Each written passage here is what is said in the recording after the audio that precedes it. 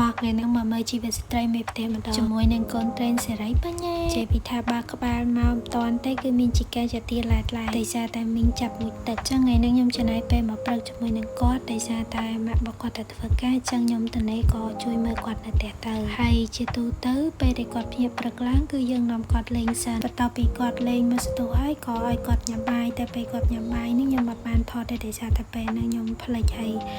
អត់បានថតដៃមកជាហៀងមើលកូនដៃមកជាហៀងញាត់បាយចូលមាត់ខ្លួនឯងដែរបន្ទាប់ពីគាត់លេងអស់ចិត្តហើយក៏នាំគាត់ទៅមួយទឹកមកផ្លែព្រោះគាត់ទៅជាពីគេងពេលព្រឹកដែរអញ្ចឹងត្រូវមួយទឹកឲ្យដើម្បីគាត់គេងម្ដងទៀតហើយនិយាយពីថាគាត់បបារឿងមួយទឹកអត់ចង់មួយទឹកទេតែគាត់ខ្លាចទឹកអីចឹងណាហើយថ្ងៃនេះនឹង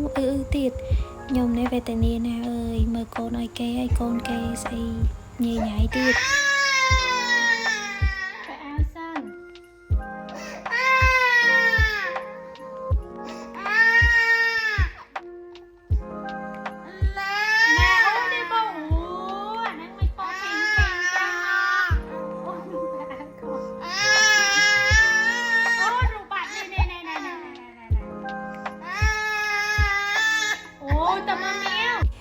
យំខ្លាំងពេកមីងណែស្លន់នឹងតែអាវបច្រាស់អស់លេងប៉ះចំមកមីងណែអ្នកជំនាញចង់មើលក្មួយផងអត់ចេះមើលប៉ុន្តែចង់មើលកូនគេមកបន្ទាប់ពីស្លៀកទៅឲ្យហើយយំទៅក៏ពោលួងតិចសិនព្រោះគាត់ជុំខ្លាំងពេលហ្នឹងខ្ញុំភ័យដែរហ្នឹងណាម៉ែគេអត់នៅហើយកូនគេយំអត់បាត់ចឹងមិនដឹងលួងទៅណាអីទៅណាតែពេលបាត់ជុំតិចហើយក៏ចាប់ផ្ដើមដាក់ដោះគោឲ្យញ៉ាំមកពេលហ្នឹងភ័យម្ដងទៀតខ្លាចកូនគេដាក់ទៅអត់បើព្រោះ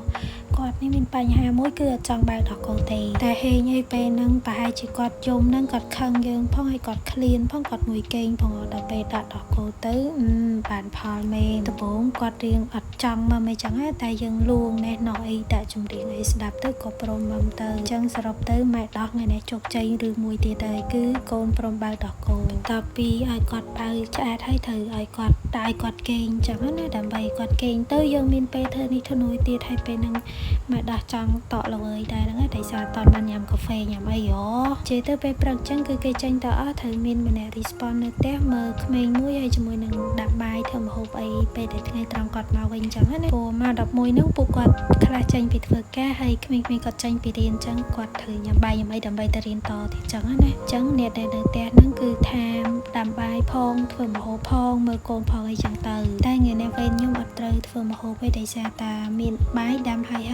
ម្ហូបហ្នឹងគឺមានហើយស្រាប់អញ្ចឹងទៅអត់ត្រូវបានធ្វើអញ្ចឹងបន្ទាប់ពីកូនយើងដេកហើយយើង